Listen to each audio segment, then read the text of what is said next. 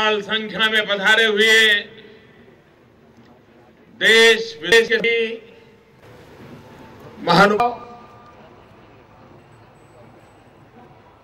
हाथों में है ऐसे नन्हे मुन्ने यहां के सारे विद्यार्थी बालक बालिकाएं। विवेकानंद जी की जयंती है।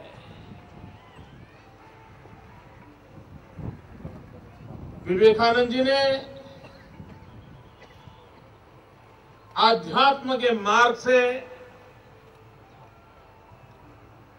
राष्ट्रभक्ति का पाठ पढ़ाया था। अध्यात्म, संस्कृति, परंपराओं को राष्ट्र की शक्ति में परिवर्तित करने के लिए उन्होंने प्रयास किया था। देश और दुनिया के हर नौजवान के लिए विवेकानंद जी एक बहुत बड़ी प्रेरणा है। 39 वर्ष की छोटी आयु में जीवन समेट लिया, लेकिन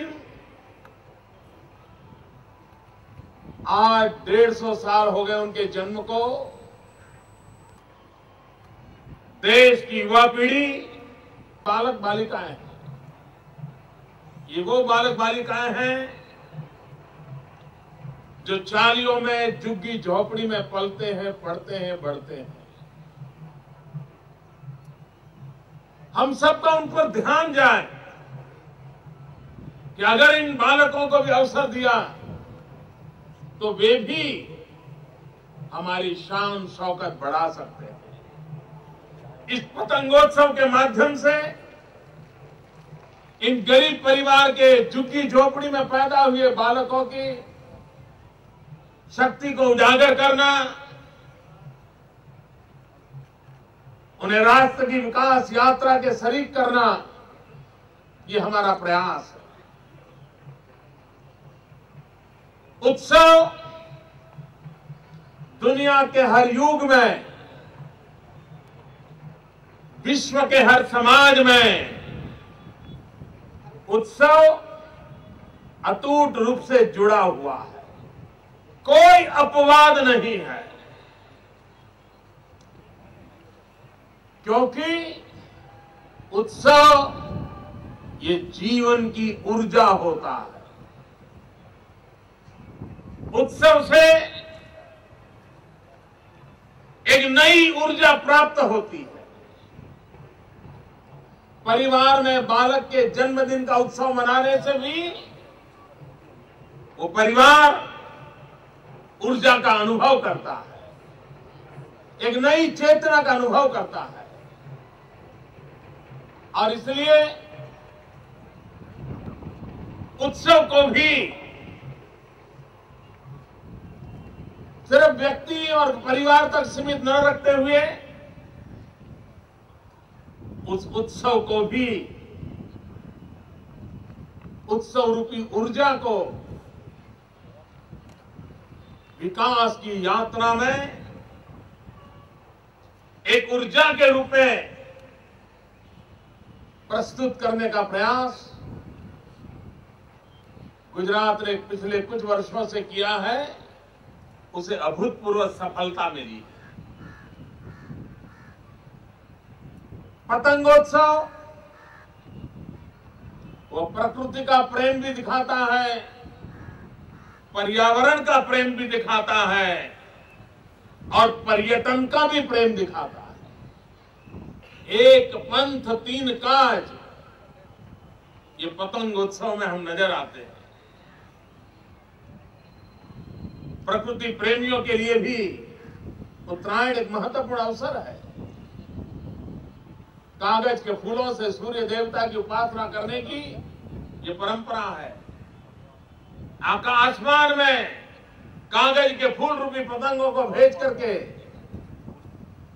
सूर्य उपासना की परंपरा हमारे यहां विकसित हुई है।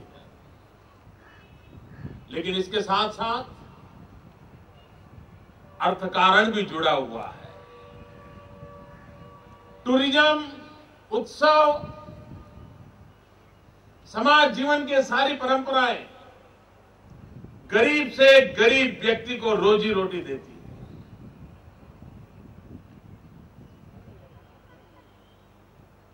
पतंग बनाने में गरीब परिवार के झुग्गी झोपड़ी में रहने वाले लोग जुड़े हुए रहते हैं।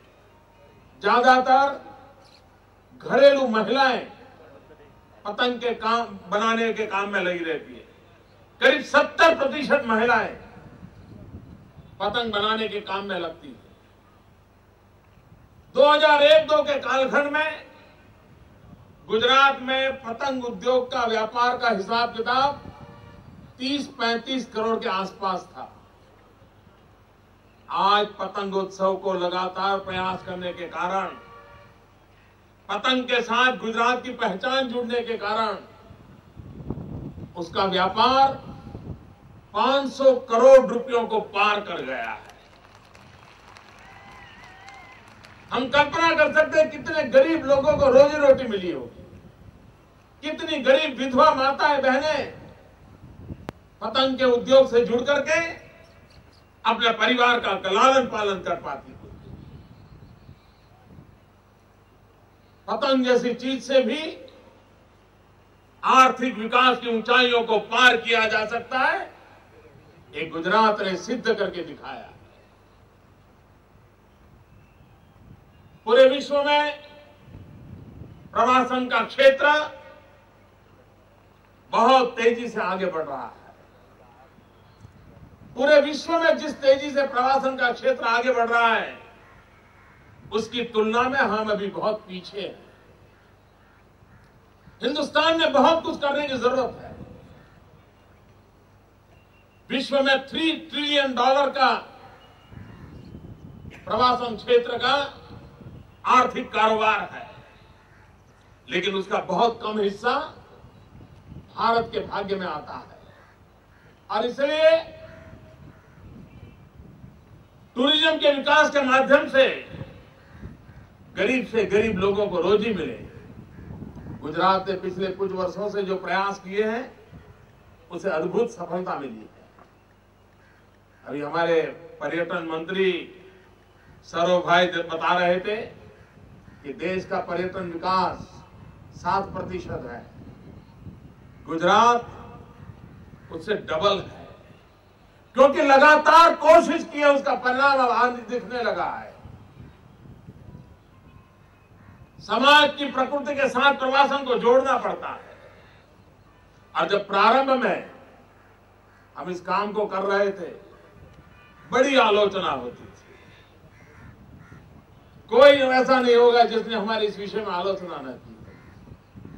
और अच्छे अच्छे लोग डर करके चीज को छोड़ देते।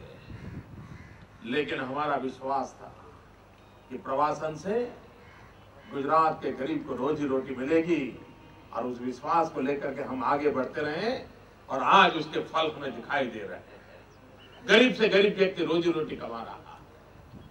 भाइयों बहनों, परसों उत्तरायण का पर्व है।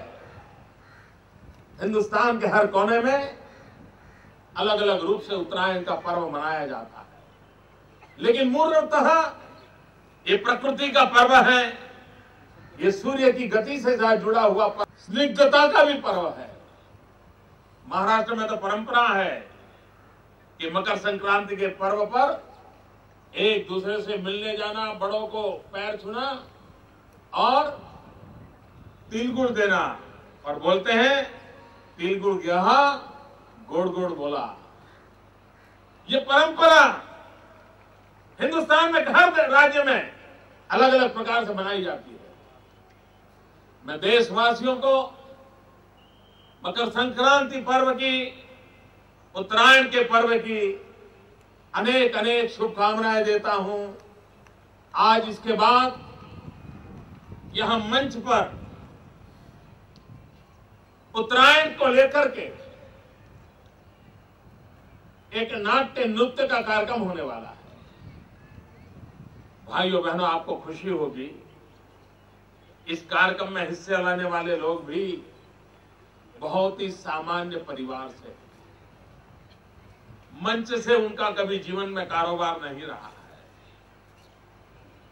ये गरीब परिवार के बच्चे हैं। इतना ही नहीं, ये वो बच्चे आज हमारे सामने कार्यक्रम प्रस्तुत करने वाले हैं। ईश्वर ने किसी को आंख नहीं दी है, ईश्वर ने किसी को बहुत ही कम दृष्टि दी है, शरीर का कोई अंग नहीं दिया है। शारीरिक रूप से परमात्मा ने जिनको कुछ न कुछ कमी रखी है, ऐसे विकलांग बालक आज हमारे बीच में मकर संक्रांति के पर्व में जब हम दान पुण्य करते हैं तो समाज के इस वर्ग के प्रति भी हमारा ध्यान जाए, इस बात का संदेश परोक्ष रूप से देने का प्रयास आज इस मंच से हमें देखने को मिलेगा। ये साहस जुटाने वाले उन बालकों को मैं विशेष बधाई देता हूं कि परमात्मा ने उनके शरीर में कुछ कमी रखी, लेकिन उनके हौसले में उन्होंने कोई कमी आने नहीं दी है। ये बुलंद हौसले, जैसे पतंग भी हमें ऊंचाइयों की प्रेरणा देता है, बुलंद हौसले भी जिंदगी में आगे बढ़ने की प्रेरणा देते हैं। भाइयों बहनों, इस कार्यक्रम के बाद मैं भी पतंग उड़ाने का मजा लेना चाहता हूं। आज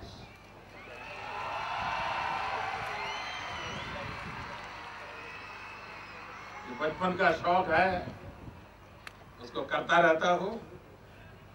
मैं आप सबको मकर संक्रांति की बहुत बहुत शुभकामनाएं देता हूं। धन्यवाद।